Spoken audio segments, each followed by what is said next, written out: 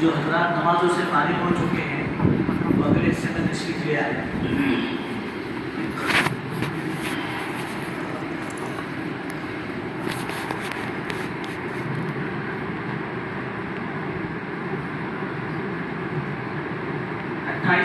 تلاوت کیا ہے جس میں ایک سورت ہے سورۃ الحشر.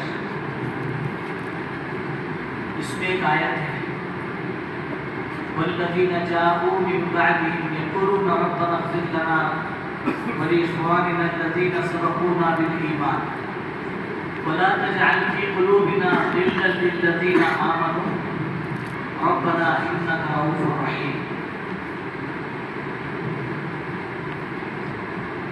اس آیت میں اللہ تبارک و تعالیٰ یہ بتلا رہے ہیں کہ مسلمان کو ظاہر کے اعتبار سے اور باطن کے اعتبار سے، اندر کے اعتبار سے اور باہر کے اعتبار سے کیسا رہنا چاہیے. اللہ کے نبی علیہ الصلوۃ والسلام کی بہت ساری سنتیں ہیں. ہم لوگ اس میں سے بہت سارے لوگ جانتے بھی ماشاءاللہ. کھانے سے پہلے ہاتھ دھونا سنت ہے، ٹوپی پہن کر سر ہاتھ کر کے کھانا سنت ہے، دو زانوں بیٹھ کر کے کھانا سنت ہے، ایک لگا کر نہ کھانا سنت ہے. بہت ساری چیزیں جانتے ہیں الحمدللہ ماشاءاللہ، عمل بھی کرتے ہیں ماشاءاللہ، اللہ قبول بھی کرتا ہے. لیکن عجیب بات یہ ہے کہ اللہ تبارک و تعالیٰ کے نبی علیہ السلام نے اپنی کسی سنت کو بڑی کبھی نہیں کہا. اپنے کسی طریقے کو میرا طریقہ بڑا ہے، لیکن ایک سنت اللہ کے نبی علیہ السلام کی ایسی ہے کہ جس کے بارے میں خود آپ علیہ السلام فرما رہے ہیں کہ یہ میری سب سے بڑی سنت ہے. سب سے بڑی سنت صحابی رضی اللہ تعالیٰ عنہ سے فرمایا کہ اگر تجھ سے ایسا ہو سکے وہ کیا سنت ہے کہ ہر ایمان والے کی طرف سے اپنے سینے کو صاف ہو. ہمارا سینہ کینے سے پاک ہو. سب سے بڑی سنت، سب سے عظیم سنت. ایک صحابی رضی اللہ تعالیٰ عنہ سے نصیحت کرتے ہوئے فرمایا کہ اگر تجھ سے ایسا ہو سکے کہ تو رات اس حال میں کرے کہ تیرا سینہ سب کی طرف سے صاف اور پاک ہو، اور صبح تو اس حالت میں کرے کہ تیرا سینہ سب کی طرف سے صاف اور پاک ہو، تو ایسا کر. یہ میری عظیم سنت ہے، سب سے بڑی سنت. اللہ کے نبی علیہ السلام نے اپنے صحابہ کی اس طرح تربیت فرمائی. چنانچہ روایت میں آتا ہے کہ کیا مطلب ہے وَلَا تَجْعَلْ فِي قُلُوبِنَا غِلًّا لِلَّذِينَ آمَنُوا. اللہ سے مانگ رہے ہیں کہ اللہ ہمارے وہ بھائی جو ہم سے پہلے آئے اور آ کر کے اسلام کی حالت میں دنیا سے چلے گئے تو ان کی کیا مغفرت فرما. والذین جاءوا من بعدهم یقولون ربنا اغفر لنا ولإخواننا الذین سبقونا بالایمان. ایک تو ان کی مغفرت فرما، دوسرا ولا تجعل فی قلوبنا غلا للذین آمنوا، کہ جتنے بھی ایمان والے ہیں ان کے طرف سے ہمارے سینے کو پاک اور صاف، ہمارے سینوں میں ان کے بارے میں کسی قسم کی گندگی نہ پیدا ہو. قرآنی دعا ہے کہ ہمارا سینہ بالکل پاک ہو، بے داغ ہو.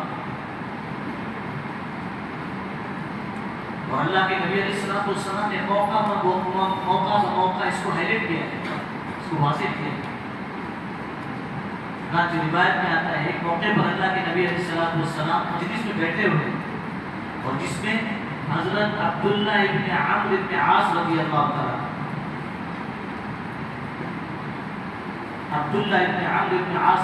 تعالیٰ بیٹھے ہوئے. اور اللہ کے نبی علیہ السلام نے اس مجلس میں فرمایا کہ اگر آپ لوگ کسی جنتی آدمی کو دیکھنا چاہتے ہو تو ابھی تھوڑی دیر میں ایک شخص یہاں سے گزرنے والا ہے، اس کو دیکھیں، وہ جنتی ہے. تو تھوڑی دیر میں دیکھا کہ ایک انصاری صحابی رضی اللہ تعالیٰ عنہ اپنے ہاتھ میں جوتیاں پکڑے ہوئے، تازہ وضو کیا ہوا، داڑھی سے پانی ٹپک رہا ہے اور ہاتھ میں جوتی پکڑی. جوتی پکڑنے کا طریقہ معلوم ہے؟ سب معلوم ہے، کوئی ضرورت تو ہے. جوتیاں یہ دو انگلی میں پکڑی جاتی ہیں، انگوٹھا اور یہ گلے الٹے آتے ہیں. کس طریقے سے چپل جوتی ایسی پکڑنا چاہیے اور اس کا گندگی والا حصہ وہ اندر کی طرف ہونا چاہیے تاکہ اگر خدا نہ خاصا کسی کو لگ جائے تو وہ خراب ہو. تو ایسے پکڑنا. اس طریقے سے جوتیاں پکڑے ہوئے جا رہے ہیں. سب غور سے دیکھ رہے ہو. ظاہر سی بات ہے اگر ہمارے مندر میں کسی نے کہا کہ خدا بزرگ آ رہے ہیں سب نماز بھی چھوڑیں گے قرآن بھی چھوڑیں گے سب بزرگ کو دیکھتے رہیں گے. جنتی آدمی جس کو دیکھنے کے لوگ اور اللہ کے نبی علیہ السلام کی زبان مبارک سے نکلے ہوئے کلمات غلط نہیں ہو سکتے نا. تو وہ آئے اور چلے.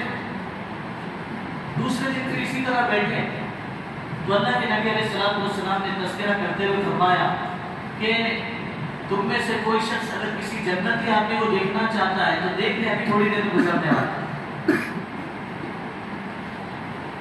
وہ آئے اور اسی انداز میں جیسے کل گزرے تھے آج ہم گزرے.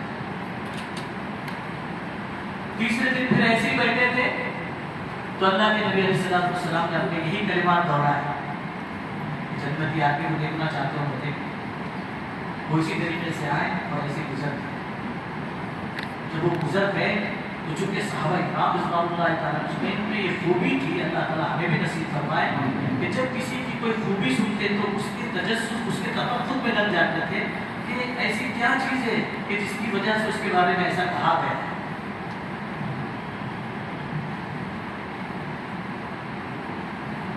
تو حضرت عبداللہ ابن عمرو بن عاص رضی اللہ تعالیٰ عنہ فوراً اٹھے اور اس انصاری صحابی رضی اللہ تعالیٰ عنہ کے پاس جا کر کے کہنے لگے کہ میرا اصل میں کچھ کسی سے کھٹکا ہوا ہے معاملہ تو میں نے یہ قسم کھایا ہے کہ 3 دن تک میں میرے گھر نہیں جاؤں گا. 3 دن تک میں میرے گھر نہیں جاؤں گا. اگر آپ اپنے گھر میں مجھے رکھ دو تو آپ کی مہربانی. کیونکہ ایسے تو پوچھیں گے تو بتائیں گے نہیں. ایسے پوچھے تو بتائیں گے. صحابہ اکرام رضوان اللہ علیہم کے بارے میں لکھا ہوا ہے کہ صحابہ اکرام رضوان اللہ علیہم اپنی نیکیوں کو چھپانے کی عادی تھی. اپنی نیکیوں کو کیا کرتے تھے؟ چھپاتے.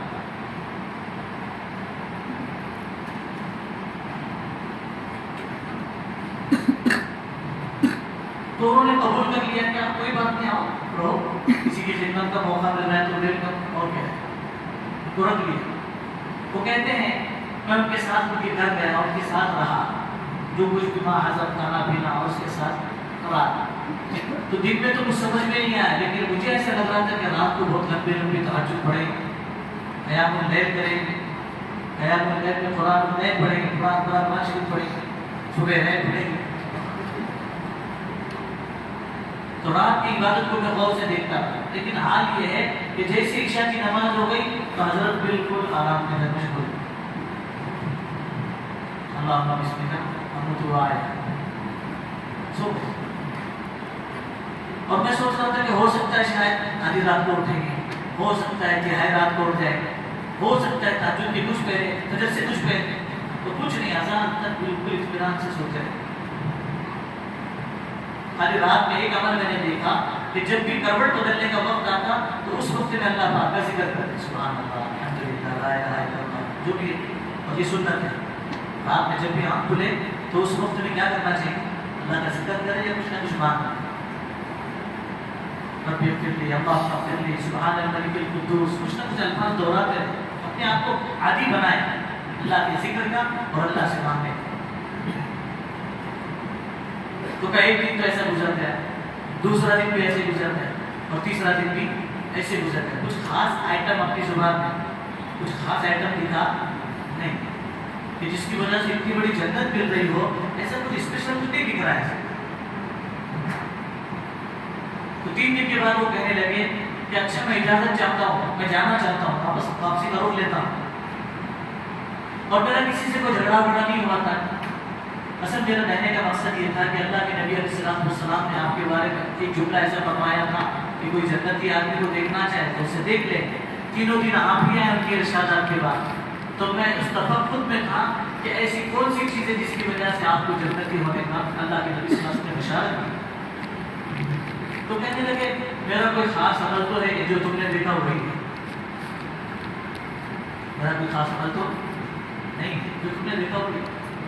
ہماری طرح ہوتا تو بندہ کو ٹائٹل چھپا کے زبردستی نکالتے کچھ تو بھی مرچی مسالہ. اللہ نے معاف فرمائے ظاہر باطن کی ساری گندگیوں سے اللہ تعالیٰ ہمیں محفوظ فرمائے. جب وہ جانے لگے تھوڑا ہی چلے تھے چند قدم چلے تو ان کو بلایا. عبداللہ اتنا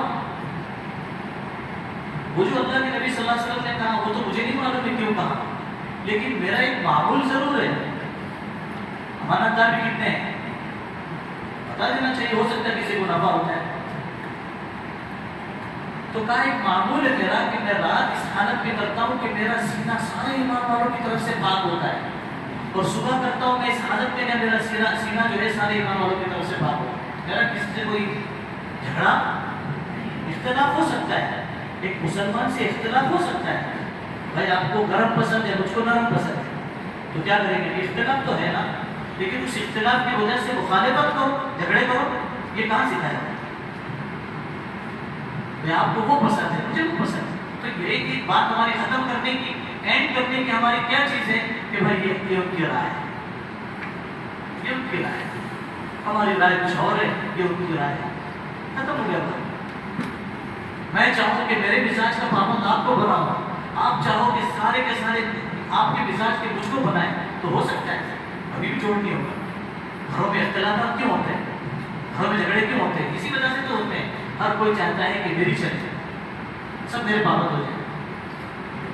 دونوں نے یہ کہا کہ میرا کسی سے کوئی جھگڑا نہیں, میرا سینہ سب کی طرف سے تھا. وقتی طور پر کچھ ہو جاتا ہے پھر, لیکن اس کو درگزر کرتے. رات گئی, زور سے بولو نا, رات گئی بات گئی, معاف کر کے صبح ملے السلام علیکم, کیسے عبداللہ بھائی خیریت ہے, میں نے تمہیں راتوں کیا کیا بولے یار, مجھ سے معاف کرنا ہے, جذبات میں اگر کچھ کہہ دیا مجھے اللہ کے لیے معاف. جس چیز کے لیے میں جھگڑ رہے ہو نا میرے بزرگوں کو, جس چیز کے لیے لڑ رہے ہو, اللہ کی قسم قارون جیسا قارون اپنے ساتھ کچھ نہیں لے جا سکتا. آپ کیا لے جانے والے ہو, قارون کیا لے کر گیا جس کی 40 اونٹوں پر جو ہے, جس کی خالی خزانے کی چابیاں جاتی تھی 40 اونٹوں پر, تو خزانہ کتنا ہوگا, تو وہ کچھ نہیں لے جا سکا, ہم کیا لے جانے والے. لیکن صرف تھوڑے سے اختلافات کی بنیاد پر ہم اتنے نیچے اتر جاتے ہیں جس کی وجہ سے دونوں کا دین برباد ہو کر کفر کے کنارے پر پہنچ جاتے ہیں. اللہ حفاظت. اس لیے اپنے سینے کو پاک اور صاف رکھنے کا اہتمام کرتے رہنا چاہیے. ایک تو اللہ سے دعا کرنا, یہ عربی دعا قرآن پاک کی کتنی اچھی دعا ہے, وَلَا تَجْعَلْ فِي قُلُوبِنَا غِلًّا لِلَّذِينَ آمَنُوا, اللہم لا تجعل فی قلوبنا غلا للذین آمنوا. ہمارے سینوں کو اللہ تعالیٰ سارے ایمان والوں کی طرف سے پاک کرتے ہیں, اس میں گندگی پیدا نہ کرنا, ایمان سے رہنا چاہیے. اور دوسرا کہ کسی سے کوئی اختلافات ہو جائے تو اس سے فوراً جا کر کے معافی صافی بہتر ہے.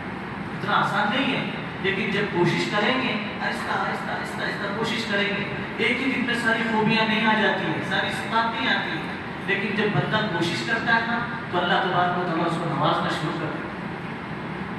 کام تو پوری کی پوری زندگی اصلاح کا ہے نا, اپنے آپ کی اصلاح کرنا ہے, اپنے آپ کو بڑھانا ہے, کوشش کرنا ہے. وہ 3 ساتھ میں رہے. اس ملک کے ایک بہت بڑے عالم گزرے, حضرت مولانا الیاس صاحب رحمۃ اللہ علیہ, اللہ ان کی مغفرت فرمائے. وہ فرمایا کرتے تھے, ان کے ملفوظات میں کہیں لکھا ہوا ہے کہ اگر آدمی اپنی اصلاح چاہتا ہے تو اس کے لیے 3 دن بھی کافی ہے. اپنی اصلاح چاہتا ہے نا تو اس کے لیے اس کی 3 دن بھی کافی ہے. اور جس کے سامنے اصلاح ہی نہ ہو, اصلاح کی نیت نہ ہو, اپنے آپ کو اچھا بنانے کی نیت ہی نہ ہو, تو پھر اس کے لیے 30 سال بھی نہ تھا, 30 سال بھی نہ تھا. بھٹکتے پھریں گے مسجد سے مسجد پر, گاؤں سے گاؤں, ملک سے ملک, اور علاقوں سے علاقے, پتہ نہیں کہاں جائیں گے, لیکن زندگی ٹھیک نہیں ہو. زندگی ٹھیک کرنے کے لیے ہمیں تو اس نمونے کو اپنانا ہوگا جو نمونہ اللہ کے نبی علیہ السلام ہم کو دے کر کے ہیں. اس لیے اس کا اہتمام کرنا ہے. رمضان کے مقبول اوقات ہیں, مقبول اوقات. آج کی شب تو گولڈن شب ہے, گولڈن شب, شب جمعہ بھی ہے اور 25ویں شب ہے, تو گولڈن چانس ہے. پھر زندگی میں کب آئے گی پتہ نہیں, اور ہو سکتا ہے اللہ تبارک و تعالیٰ نے اس کے ساتھ شب قدر کا فیصلہ کر دیا تو کیا بیٹھ گیا.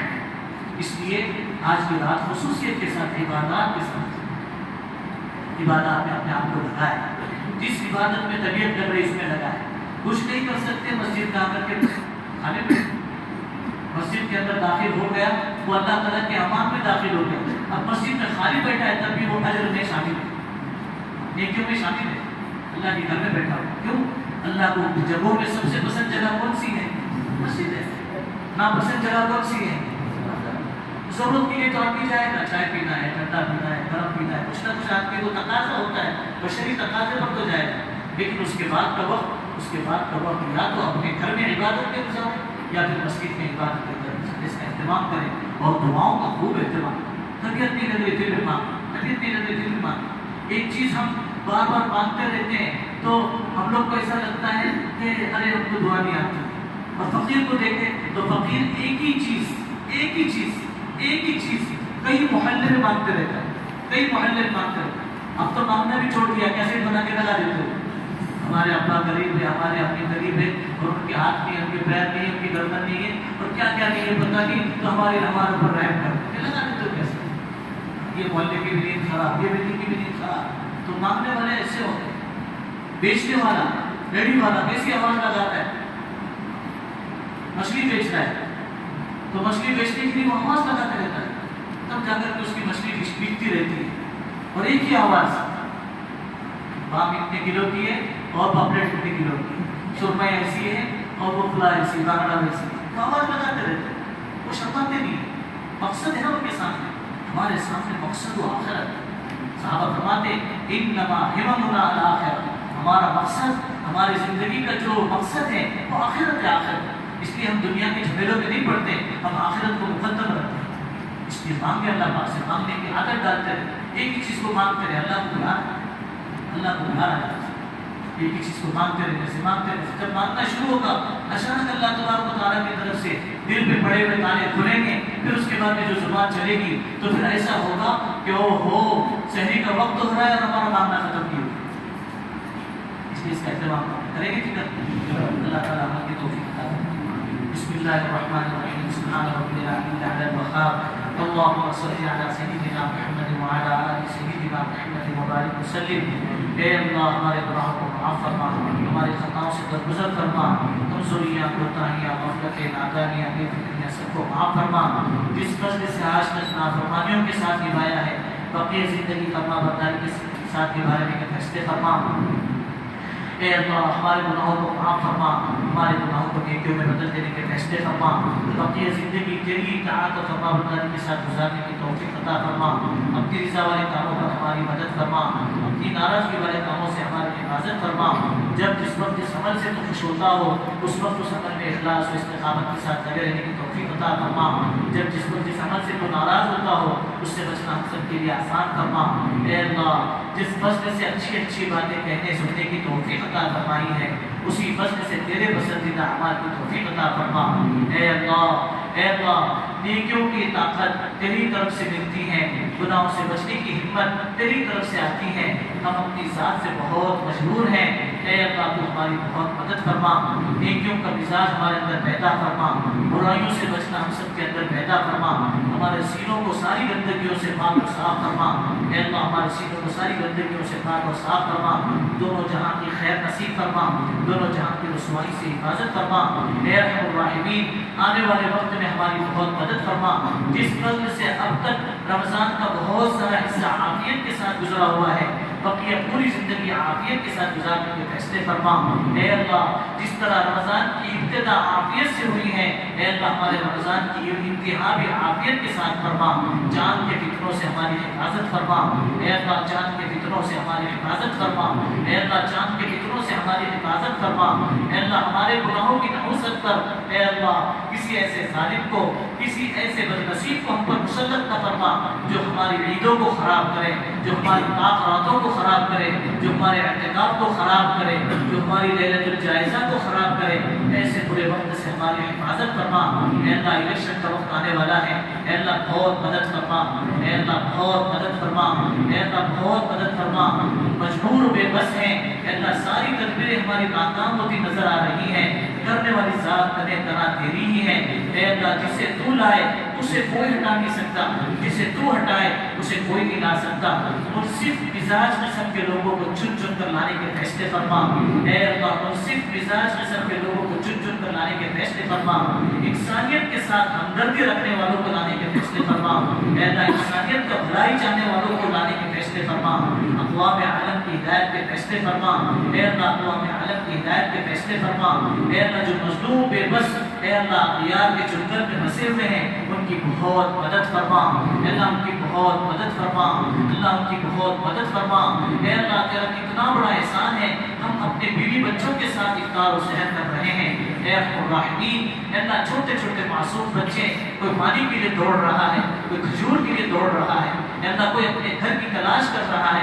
اے الرحمین اس حالت میں بھی تیرا کلام انہیں یاد ہے, تیرا نام انہیں یاد ہے. تجھ کو ابھی بھی آسمان کی طرف دیکھ کر چھوٹے چھوٹے معصوم بچے پکار رہے ہیں. اے اللہ ان کی پکار سن سن سن. اے اللہ ان کی پکار سن لے نا مولا. اللہ ان کی پکار سن لے. اللہ ان کی پکار سن لے. اے اللہ ہم سب کے لیے تماشائی بنے ہوئے ہیں. اے اکرم الاکرمین ان کی بہت مدد فرما. اللہ ان کی بہت مدد فرما. اللہ ان کی بہت مدد فرما. تیری مدد کا وقت کا انتظار ہے مولا. اے الرحمین تیری مدد کے وقت کا انتظار ہے. اے اللہ ہم تجھ سے عدل نہیں تجھ سے فضل مانگ رہے ہیں. اے اللہ ہم تجھ سے عدل نہیں فضل مانگ رہے ہیں. ہم تیرے فضل کے بھکاری ہیں. اے اللہ ہم تیرے فضل کے عادی ہو چکے ہیں. اے اکرم الاکرمین اے ارحم الراحمین اے اللہ عام انسانیت کے ساتھ رحم کا, کرم کا, عافیت کا معاملہ فرما. اے اکرم الاکرمین اے اللہ ظالم کو ظلم سے توبہ کی توفیق نصیب فرما. اے اللہ ظالم کو صحیح سمجھ نصیب فرما. ظالم کو ہدایت نصیب فرما. اے اللہ جب اسے ظلم کی توفیق مل سکتی ہے تو اسے اے اللہ قلب یقین کی توفیق بھی تو دی جا سکتی ہے. اے اللہ تیرے ہی علم میں ہے اس کے لیے کیا بہتر ہے. اے اللہ اگر صحیح سمجھ ہدایت توبہ کے لائق نہ ہو ایسوں کو چن چن کر کے اپنی زمین سے بھاگ کر دینے کے فیصلے فرما. اے اللہ اپنے کلمے کو بلند فرما. اے اللہ اپنے کلمے کو بلند فرما. اے اللہ اسلام کا بول بالا فرما. اے اللہ اسلام کا بول بالا فرما. ذریعہ اور بہانے کے طور پر حقیر فقیر ذلیلوں کو استعمال فرما. جو اپنے کاموں میں کسی کا محتاج نہیں ہے ہم تیرے محتاج ہے نبھانے کے فیصلے فرما. جیسے بھی یہ تیرے بندے ہیں تیرے پیارے حبیب کے پیارے امتی ہیں نبھانے کے فیصلے فرما. اے اللہ تجھ سے تجھے تو بہت سے بندے مل جائیں گے ہمیں تجھ جیسا اللہ نہیں ملے گا. اے رب الاکرمین اے اللہ جو تم نے ہمیں ہدایت عطا فرمائی ہے اس کی سچی قدردانی کی توفیق عطا فرما. اے اللہ اس کی سچی قدردانی کی توفیق عطا فرما. جن لوگوں نے دعاؤں کے لیے کہا کہنا چاہتے تھے نہ کہہ سکے جو ہم سے امید رکھتے ہیں تمام کی جائز مقاصد جو انہیں کامیابی نصیب فرما. اے اللہ اس وقت میں تیرے مقبول بندے بندیاں جہاں کہیں پورے عالم میں تجھ سے مانگ رہے ہیں اور ان کا مانگنا تجھے پسند آ رہا ہو. اے اللہ ان کی دعاؤں میں ہمارا بھی بلا استحقاق شمار فرما. اے اللہ ہمارا بھی حصہ شامل فرما. اے اللہ ہمارا بھی حصہ شامل فرما. اس سال پہنچنے والے عمروں کو عمرہ کرنے والوں کے عمروں کو قبول فرما. حج کرنے والوں کے حج کو قبول فرما. ہمیں بھی اپنے گھر کی اپنے نبی کے در کی مقبول حاضری کی بار بار سعادت اپنے گھر والوں کے ساتھ نصیب فرما. اے اکرم الاکرمین ہمارے ماں باپ کی مغفرت فرما. بھائی بہنوں کی مغفرت فرما. اساتذہ کی مغفرت فرما. اے اللہ بسنے والی انسانیت کی زندگی میں موجبات مغفرت زندگی میں زندہ فرما. اے اکرم الاکرمین اے اللہ شب قدر کی مقبول عبادت نصیب فرما. شب قدر کی مقبول عبادت نصیب فرما. شب قدر کی مقبول عبادت نصیب فرما. جن اعمال پر تیری طرف سے محرومی آتی ہو ایسے گناہوں سے سچی بھکتی توبہ کی توفیق نصیب فرما. ہماری دعاؤں کو قبول فرما.